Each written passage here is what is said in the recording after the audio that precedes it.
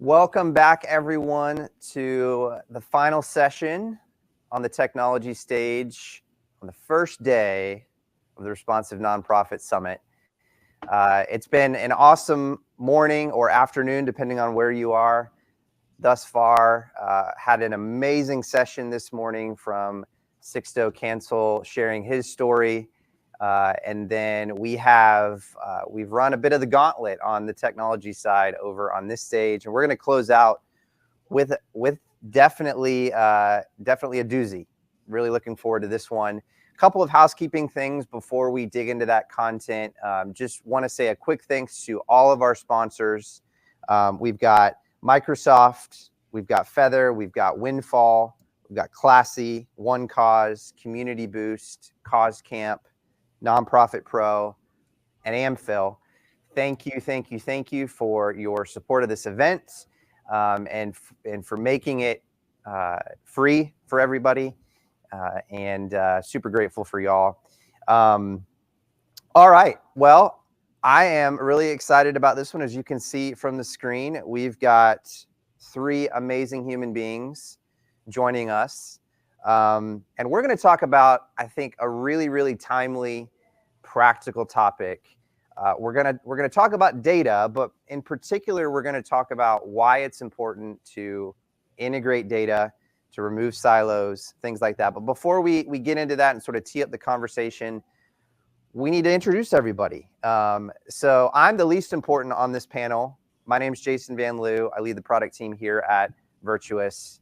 I'm going to kick it around. We'll do a little bit of a round robin, and I'll start with my friend and colleague, Rachel, to introduce yourself. Hi, so excited to be here, everyone, and thanks for joining us, Jason, as well. So my name is Rachel Specht. I'm the manager of customer training here at Virtuous and leading all things training education. And Sally, would you like to introduce yourself? Sure. Thanks, Rachel. My name's Sally Heaven. I'm half of Raise Heck, and I'm located in Tacoma Park, Maryland, which is right outside of Washington, D.C. We're just so excited to join our friends at Virtuous for this important session. Charlotte, how about you? Hi, I'm Charlotte Cressy. I'm the other half of Raise Heck. We're partners of Virtuous, and we're super excited to discuss this important topic with you today. All right, so I have to ask, this wasn't on the official agenda, and you probably get this a lot. I can kind of like surmise what Raise Heck obviously means, but like I have to know where it came from. So maybe give the 30-second story of how that name came about. Oh, Jason, got to give you a high five for that because we love telling this story. So Raise Heck is a multi-layered, multifaceted name for Charlotte's and my partnership. Raise, there's raising money. Raising Heck, advocacy. A lot of nonprofits do a lot of advocacy. Also, Raising Heck is kind of disruptive, and a lot of new technology can be disruptive because it helps nonprofits do things in a different way. And then also, my last name is Heaven, which starts with H-E. And then my colleague Charlotte, her initials are C-K. And when you put that together, you get Heck. And that's what we do. We help our clients raise Heck. Well, that's pretty fantastic. Lots of things dovetailing together. That's pretty awesome. When I first saw that name, I was like, that's just awesome. We talked about marketing in the last session, and y'all just have a great brand, so love it. All right, let's get into the actual topic here, the one that folks are waiting to hear. So really what we're talking about here is data integration, but I think practically speaking, when we look at sort of the problem that we're tackling here, for a lot of nonprofits, we've got really important pieces of the puzzle. You've got your frontline fundraisers, you've got your program team, you've got your marketing or communications team, you've got your finance and operations, and all of these folks are operating to grow the impact of the organization, to hopefully grow generosity. But oftentimes the data that they're interacting with, the goals, the outcomes, the objectives, isn't the same necessarily. And so when we're talking about the importance of integrating data, of having a strategy that that brings this data together, brings these teams together, so that we're not essentially rowing in different directions. We all want to be going towards the same destination. And it's super important because I know, at least for myself, that can happen a lot. And it's just easy to sort of fall into those patterns. So Sally, I think I'll turn it over to you to maybe kickstart us. And there's some very just practical tips that we're going to go through to help us better understand how we can interact with data, but some strategies that we can put in place to help us row in the same direction, to help us be unified together in our overall mission. So I'll turn it over to you to kind of get us started. Thanks, Jason. So I love the metaphor about rowing in the same direction because it's got really practical, real-life applications. I went to canoe camp when I was a kid, and there are 2 people in a canoe, and it was really important for us to coordinate when we were rowing our oars, or else we started spinning around in the river. When you think about a complex nonprofit organization, there's way more than 2 oars or pieces of technology. Think of it like rowing crew or something. And it's even more important that people are integrated and coordinated in what they do. So great metaphor. I'm going to use that again in my future. So the 3 of us have 5 reasons that you should integrate your data and your technology. And it's funny, that question, like, why should you do it? Why shouldn't you do it? It's, that's as valid a question. And I'm going to start with perhaps the most exciting reason of all, data security. Okay, I'm kidding. It's maybe not the most exciting, but it is really important. You've got to keep your data secure. We are nonprofit organizations that ask our supporters to share their data, their personal information with us. And that's their, their name and address. And sometimes it's their phone numbers too, and email addresses. And they're also often, we hope anyway, submitting credit card information to make generous donations to support our mission. And we also ask them for additional information, sometimes through all various channels, not just the website, but that we report about them. And we have to keep our data, their data, secure. So personally identifying information is a legal term for a lot of types of data, and we're obligated to keep it secure. In practical terms, it means that we have to keep that data behind password protected or very secure sources and not do things that maybe we used to do, or hopefully nobody's actually doing this right now, but emailing spreadsheets of personally identifying information around. So that's one thing. And if you integrate your systems, so you collect data and it's in Virtuous, you need to get that data over to some other system at your nonprofit that can use it. Then if you set up a secure data integration point where the data is exchanged either by a secure method like API or a batch exchange, where nobody has to actually log in and download a spreadsheet and then upload it somewhere else, that adds to the security of that data. So that's a big reason to do it. There's also legal reasons. So we have to be compliant with laws in the United States, Canada, and in Europe to keep data secure, and also to be able to delete data if it's requested and if it's required by the laws in those various countries. So legal is also a big one. We don't want to, end up in legal trouble. That's not good for our reputation as nonprofits. But I think even beyond legal, there's the letter of the law, but there's also the spirit of the agreement that we have with our supporters. They trust us. When they're sharing their data with us, that is a bond of trust, and they expect us to have professional systems in place that will protect their data. And did anyone else get a message last week from Dropbox or from DocuSign or any other kind of major cloud provider that, whoops, sorry, we've had a breach. Your data might have been exposed.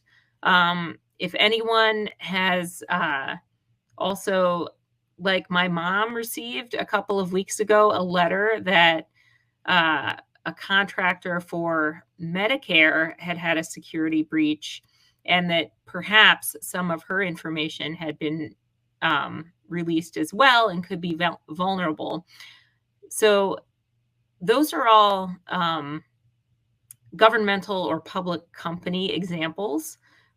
It's equally as bad if it's a nonprofit organization. And I will say this, we as the people who are doing fundraising and working with data do not be the reason that your nonprofit organization has to send out one of those really Bummersville messages that your data was breached and you should sign up for credit monitoring, or, change your password, beware of phishing attempts. It takes a long time to recover from those kinds of big whoopses. And I think, last thing, if you have a laptop and your employees are storing spreadsheets or data, or have saved all of their login passwords on it, and then they lose their laptop and somebody breaks into it, that's also a backdoor into your organization's data. All right, so that's my admonishment and spiel about why data security is so important. I just want to ask really quickly, Charlotte and Rachel, have you all recently, or in the past couple of years, ever gotten one of those messages that your data had been compromised? I received the one that you referred to just last week. Yeah, and it's not, as you said, having to send that email is not a situation you want to be in. Right. And I've definitely been there myself as well. And, depending on what the situation is, it's still a serious matter. And there's still something a little anxiety inducing about picking up a letter and saying oh, your data might have been compromised. And then you start to wonder, do I want to work with this company anymore? It's a big risk for me. It kind of, again, Sally, you raised a really interesting point about really keeping trust between yourself, your entity, and whoever you're working with, right? So if you're a nonprofit, keeping that trust with your supporters. Does that mean you might lose support moving forward after that? I think that's a big risk to really consider, that, having security and being able to keep integrations in a way that helps to really improve that security can just really improve that trust and that relationship, which I think is a really important part of maintaining relationships with your donors, for sure. 100%. And part of maintaining a relationship with your donors goes to really good communication with them. So, Rachel, I'm going to pass the next one over to you. Thank you, Sally. Probably a little less scary as the idea of security and things like that. But I think a topic that is really all-encompassing when we talk about communication. There are lots of different types of communication, right? Communication to your donors, communication internally, communication between systems. And really it all comes down to sharing information effectively at that. So there's this quote from George Bernard Shaw that I just really love, that I think is truly applicable in any situation. The single biggest problem in communication is the illusion that it has taken place. And so there's a lot of information from a lot of different people. There's a lot going on in our heads. There's a lot going on at work. There's a lot going on between, what we say internally and what we say to our customers or supporters or whatever that looks like for you. And I like to think of integrating systems like collaborating with people, right? So even in this group, how exciting would this be if none of us talk to each other? Probably not all that exciting, right? But the idea is that collaborating with others, and Jason mentioned this before, you've got marketing teams, you've got development teams, you've got finance teams. And we're all rowing in the same direction, even though, marketing is doing one thing, finance is doing another thing. But at the end of the day, we're all working towards the same mission. We're working with the same people. And we have a lot of considerable overlap in our goals. and a lot of overlap in the data that we collect about people as well. So, the same way that people should talk to each other is the same reason that we should really be integrating our systems as well. Because, hey, development is taking some information about, donations to be able to make the right calls to donors, for example. But is that information both teams benefit from? Absolutely. Is that even information marketing can benefit from? For sure. So I think being able to recognize like where these overlaps are can be really crucial in being able to set up communications both internally and externally that are efficient and effective and the most well-informed. Okay. Because again, there's connection between a lot of these things. When we have good data, we have a good connected team experience.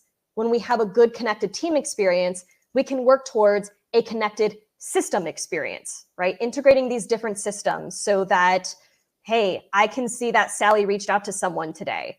Maybe that's good for me to know. Or Charlotte reached out to someone the other day. That's also good for us to know.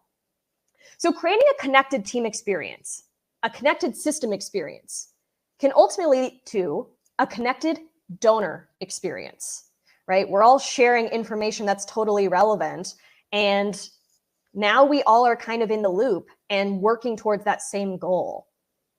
So I think communication is just a really important part. I'd love to hear more about, like, has there ever been a time where like a disconnection led to maybe some unfavorable communications elsewhere?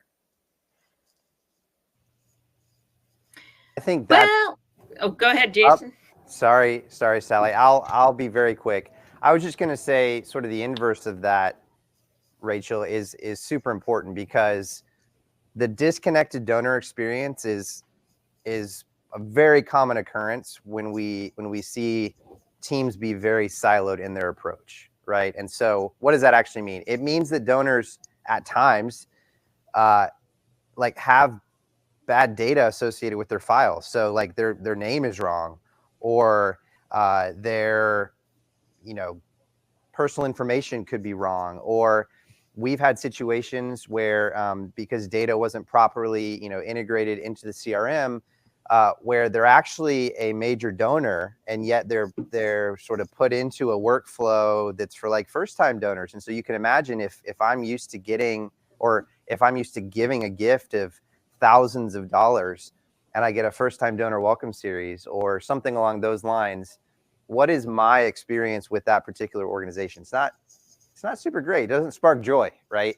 And so that's super important, and that's ultimately one of the things that we're focusing on. Is we don't want to have disconnected donor experiences. We want the donor to feel cared for. We want them to feel like they matter, that they're not just a number, they're not just a checkbook, that they're actually somebody who legitimately, fundamentally matters to the how my organization is going to progress and how that impact is going to be spread. So, Sally, what have you experienced on that front? I was going to say that the communication piece, I think there are two kind of facets to it.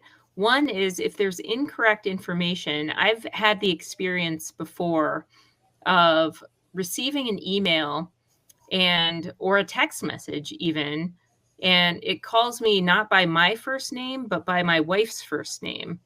And that was, surprising. I'm glad that we're in a household together, but I am perplexed how our names got mixed up. Now, I mean, I know how this stuff goes, and on the back end, having made some mistakes during my career, I know how it happens. I'm not so sure that our supporters of all of our organizations have that same insight, and that can be something that erodes the trust.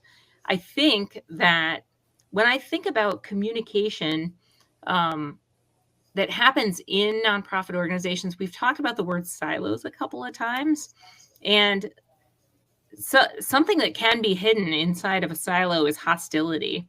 Hostility between departments, fundraising versus other programs or communication, who gets to own things, call the shots, be in charge.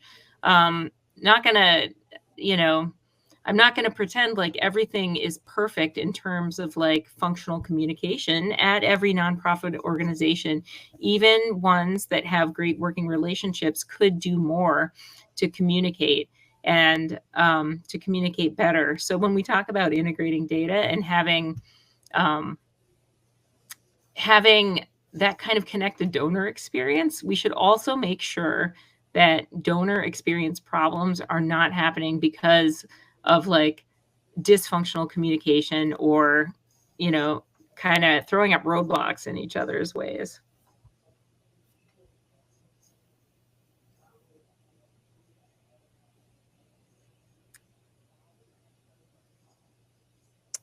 All right. So communication, number 2.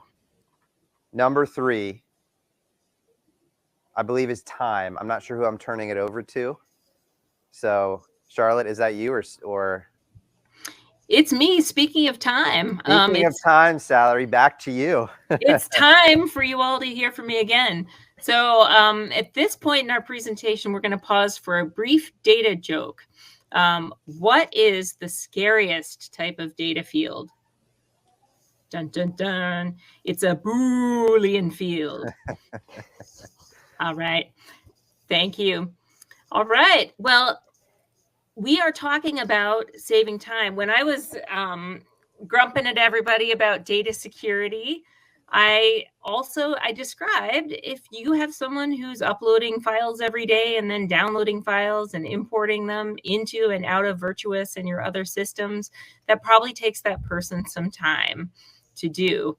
Whereas if you build an integration, either a connector or something custom through a consultant or an API, then that person will suddenly have more time in their day that they can dedicate to something else.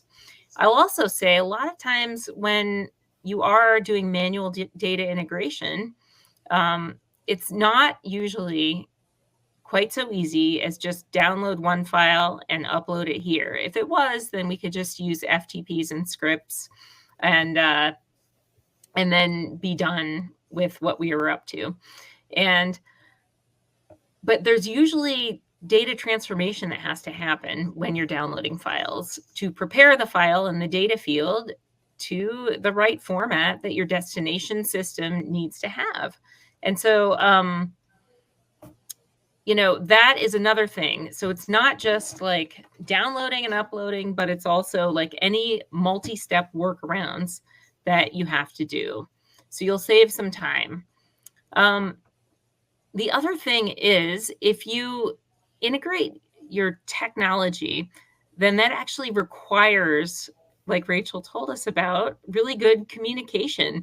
There's probably a formal structure built around that. Maybe it's a weekly meeting or a meeting every other week. It might be a team that has a formal charter. You could call it tech governance, data governance, something like that. Then you might spend more time talking to your colleagues about how are we going to speed this up? How are we going to solve this problem? How are we going to fix this workaround? But you'll actually spend less time, tracking people down for one-offs. And, you'll make progress to building systems. The other thing, too, is we love people who work at nonprofits, especially in the back office. And when we say back office, that means people who are doing gift entry and communications with donors. If we can respect their time and help them save time, then what we can do is spend more of the time thinking about content that's going to connect with those people and ways that we can reach out to them. And one thing I'll say, if you're a small organization and you've got a small team, you've probably used the phrase, we're wearing multiple hats, like lots of the time, right? So, if you're wearing a beret and a cowboy hat and a pork pie and a cloche, then what you really need is to maximize your time. Because I guarantee that if you spend any time at all messing around with data files, that can quickly lead to just exhaustion for the rest of your day. It can sap your creativity. And we all need that creativity and enthusiasm when we're doing really important work to accomplish our mission. And so speaking of time, I'm looking at a time check. I think we're doing okay on time. Rachel, I want to ask you, as the leader of customer training at Virtuous, how have you observed integrated data and processes helping Virtuous customers save time? Yeah, I mean, time comes from a lot of different areas that I think you've touched on as well, right? Instead of having to mess around with spreadsheets, it's just, hey, I enter this once and it's in this system, it's in that system, and it's just done. Like, imagine having to do something only once. And I've seen that just be really positive and beneficial. And not only do you do that thing once, but it means that you're not spending time fixing that data on the other side. Like, hey, I entered the data wrong here, and then it's correct over here, but now they're mismatched. So there's less time in doing it the first time, and then, you know, doing it again the first time. And then it's just, hey, it's in this way the first time, it's going to look the exact same way the second time. And then once it's all in one system where I can say, hey, I can see all of this information in here, I don't have to pull up like this tab for this set of information and then this tab for this set of information. But I think a really like big positive thing is just people saying like, man, you could just see it all in one place. And I think that's just truly powerful for sure. All right. Well, thank you. Thank you for that. Charlotte, I'm going to pass it over to you either to speak about time or actually to take us to our next section about the experience. Sure. So we've talked about this a bit, but it definitely bears repeating. You know, Sally just talked a bit about the time benefits and within your staff, but we also want to talk about the experience of your supporter and making sure that you optimize that experience for them. And that can be done by integrating your data. You know, lack of data integration can, as we kind of talked about with, you know, Sally and her example of receiving a communication to her wife and what was meant for her, like that can lead to bad data. It can frustrate your supporters, and it could ultimately lead people to not continue to engage or support your organization, which is the last thing you want to do. I think, you know, oftentimes, as we talked about with silos within an organization, that's common, but an organization doesn't think about like, I'm going to contribute to this organization's development department, or I'm going to contribute to this the communication department. They're just thinking about, I'm communicating to this organization because I support this mission. And so that's really important to think about, is like your organization, your supporters aren't thinking about, you know, about each of your departments. They're thinking about, you know, your cause, your mission, and that's why they want to support you. And Jason mentioned this, but it can be a really frustrating experience if, you know, you're a major donor, you contributed via a check, and then the next day you get an email asking to become a monthly donor at a $10 a month ask. You know, you gave this big amount, and then, hey, wait, why are they asking me to do this? You know, or you volunteer all the time on a regular basis, but that's not acknowledged in, you know, the next ask that you have with that supporter. So it's really important to, you know, from a donor or supporter experience, to think about integrating your data.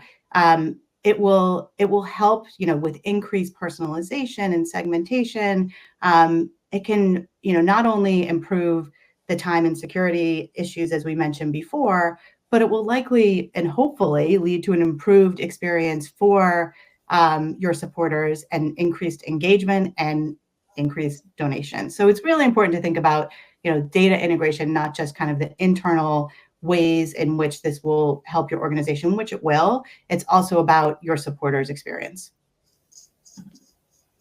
Yeah, that was such a good point, Charlotte, about your donor's experience is pretty singular. I mean, obviously there's multiple ways that they engage and have an experience with your organization, but it's easy for us on the other side. And this happens to me even on the product side, because we can think of the virtuous product experience, for example, as being, well, now you're in CRM, now you're in marketing, now you're in giving or whatever. But essentially there's one experience that the user has. There's one experience that the donor has. There's one experience that any consumer has with a brand. And so when it comes to even overall brand strategy, experience strategy, it's so important to think about it holistically and not so segmented. And that's part of what we're talking about, and why it's, to the extent that we can have our data integrated and row in the same direction, that's just going to make that experience that much more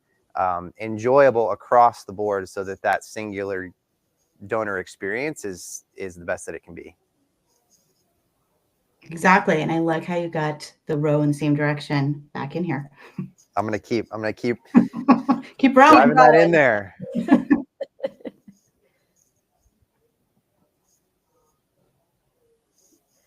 Rachel, you want to do the last one? Yeah. So I think, this is everything we've mentioned kind of flows into one another. The same way we flow down a river, rowing and flowing and all that, we're just going to keep putting that metaphor in here.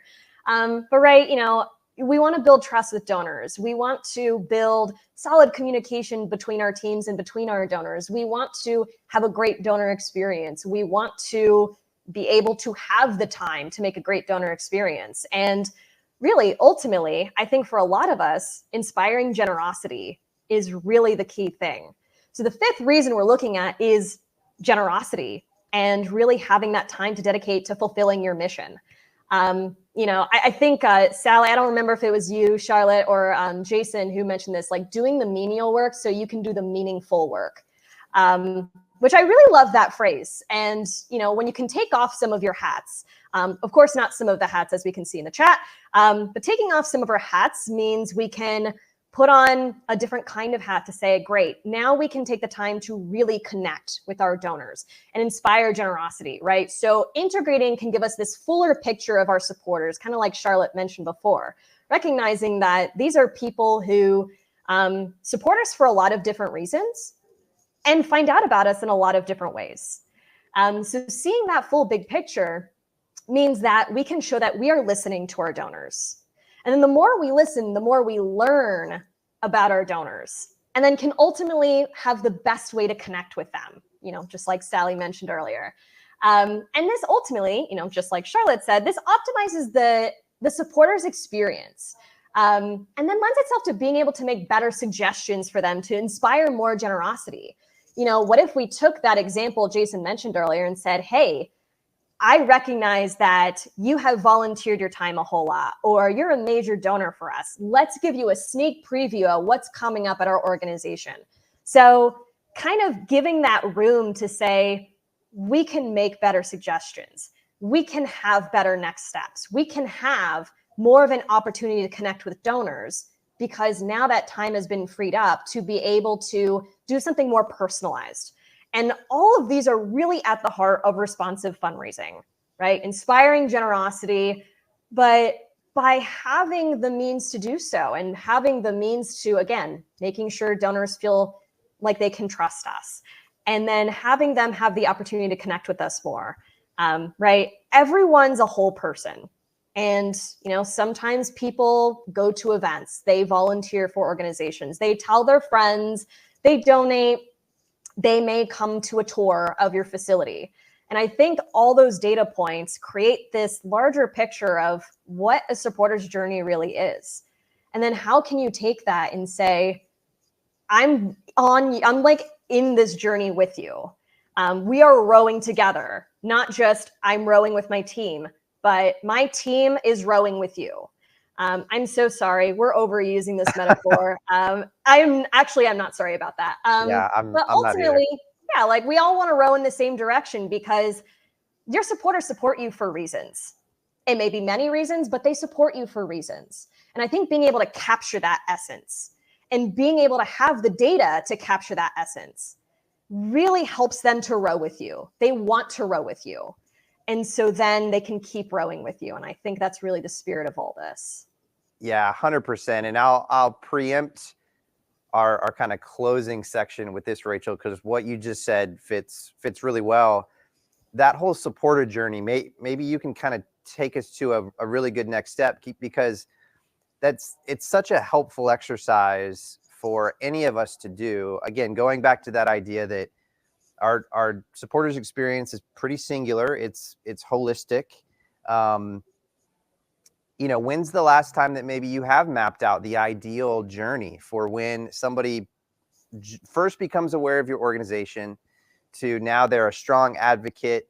They're the ones on the front lines bringing in everybody else to the fold. So Rachel, talk a little bit about maybe how an organization could go about that. Maybe they've never mapped a supporter's journey before.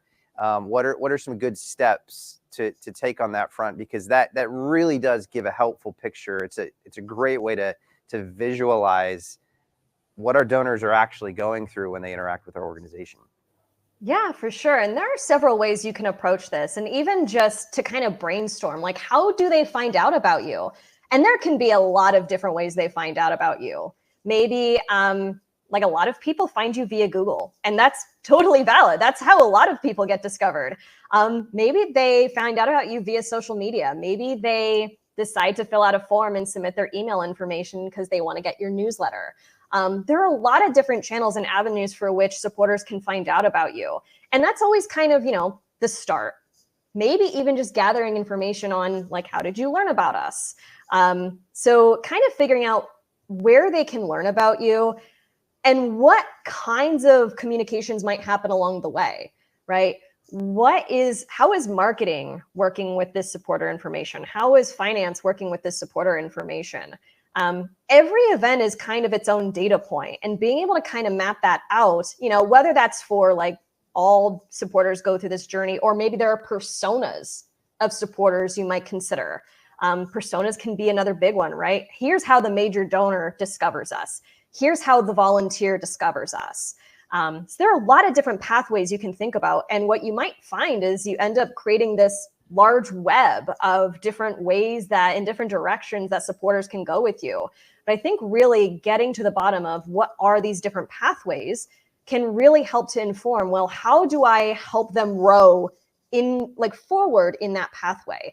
How do I take a volunteer and maybe see how else they can support our organization? How do I take someone who is supporting in a different way and offer other kinds of opportunities for them? And really, that's what it is. It's providing opportunities for them, understanding where they are, and then helping to, show them like, hey, we're in this together. Here's some ways we can row together. And then, of course, there's always data behind all that. So understanding where they're coming from, where they're going, can help us determine what are the data points we are gathering along the way, and how can we put them all together and integrate them in a way where I can get the whole picture to say, like, Jason volunteered with us last week, and he just so happened to make a donation when he was around us. That's a journey of some sort. And being able to capture that and have that in one system, rather than saying, hey, our events people know that Jason was on this attendee list, but maybe I, as a marketing person, didn't know he opened an email recently. But could we see that information in one spot? Depending on what you use and how you integrate that, that is possible.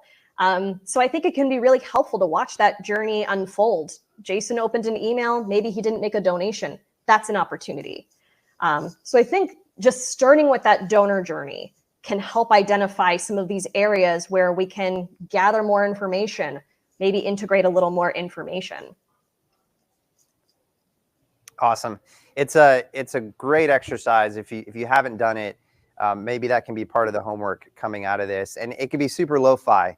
Get on a whiteboard, do a virtual whiteboard, pull up AirMeet in this case, pull up Zoom, pull up FigJam, whatever you're working on. You can do it virtually. What I've also found with my team, because we actually do this all the time, it's actually a product management exercise where you are mapping out the journeys. What's the destination? What's the starting point? What are the data points along the way? And what type of data can actually be helpful?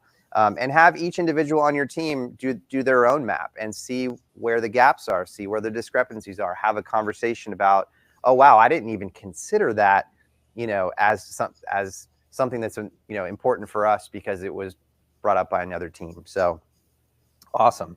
All right, well, let's cover a few more next steps in the few minutes that we have left, just to kind of put a bow on this practically and give folks some tips to take home. So Charlotte or Sally, I'll kind of toss this out, and either one of y'all can take it up. We've talked about a few things. Communication came up. I think team communication. How would y'all suggest maybe some practical ways for either keeping your team in the loop or other teams? How can I maybe do some cross-team communication to help dismantle a lot of these silos? I'll take the first crack at that, Jason. Thank you. I think that we've got a lot of teams, and we work in teams. That's how people tend to work. We've already heard our supporters view us as our organization and our mission. They don't care that we're the communications department or the development department. And so it's to our benefit to try to act like that when we're working with their data. At RaiseHack, we are really strong supporters of creating a structure for all of this, and we'll call it data governance right now. It's really data and tech governance, because data is collected or stored via an inside technology. So it's the same thing. But we believe that organizations should create an actual formal, like, cross-departmental team that has the mandate to govern the use of tech and the data. It can own security, but it also owns everything else, like making sure those systems are integrated, and so they can so everyone can make use of the data, and it's also protected. And that's, like, if you haven't heard of that before, we've created a practical resource for you. It's in the QR code for this session in the slide deck. I'll actually paste the link in the chat as well. It's a sample charter for how you can organize this cross-departmental team. Who should be on it? What should they do?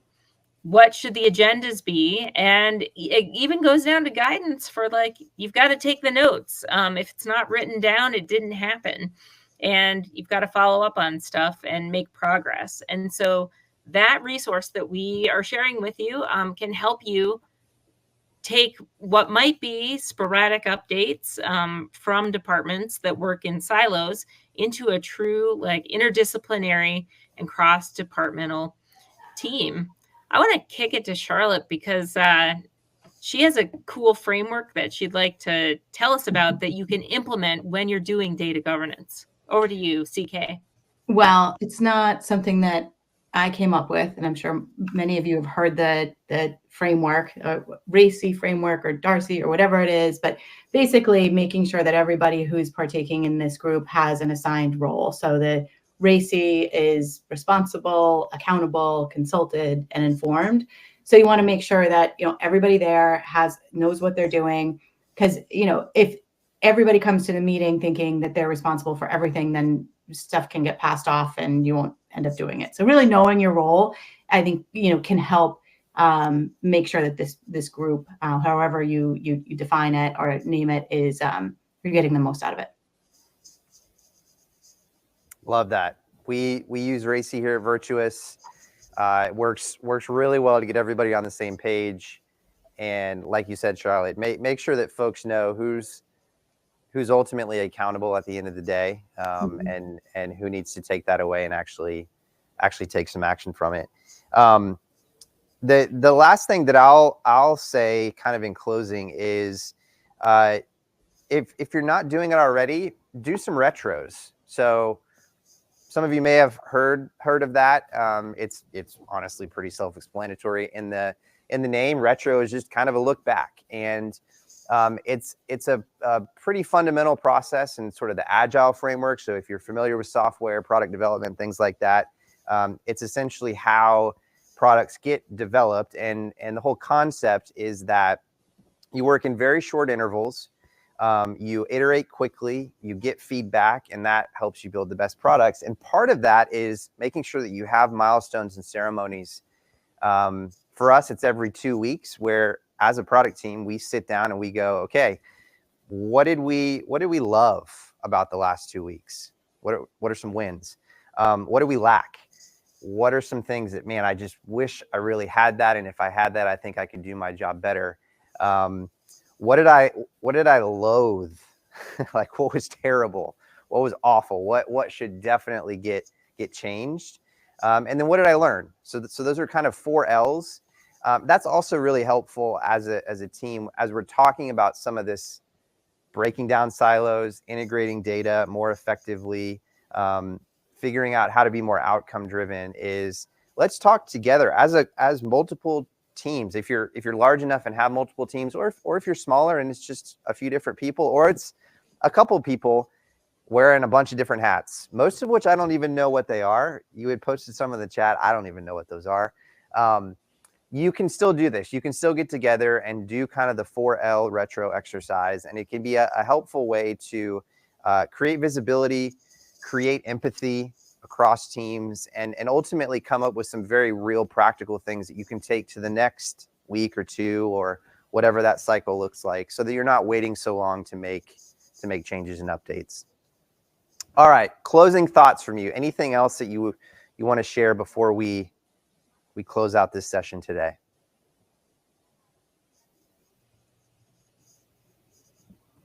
Awesome. Sally? Nope. I was just going to say, like, I'm really excited by data integration and data governance. And, I think that everybody here can do it. I know you can. You're probably already doing it and you don't even know it yet. You maybe aren't calling it that, but you can do it. And it is really one of those things that is fundamental towards boosting the generosity that your donors and your prospects are going to have. So get out there and get integrated. Yeah, I mean, at the end of the day, right, it is about generosity. It's about you as nonprofit organizations expanding your impact. It's about growing generosity in the world. Data is a tool in order to do that. It's not the end all be all. It's very much a tool. And so the best tools are the ones that are used. The best tools are the ones that are really fine-tuned for the job. And to the extent that you can do that, your impact's going to expand, generosity is going to increase. So, well, thank you so much to Charlotte, to Sally, to Rachel for spending time with us today. Really, really appreciate it. Some great insights, hopefully some tips that you can take home and start to implement with your organization.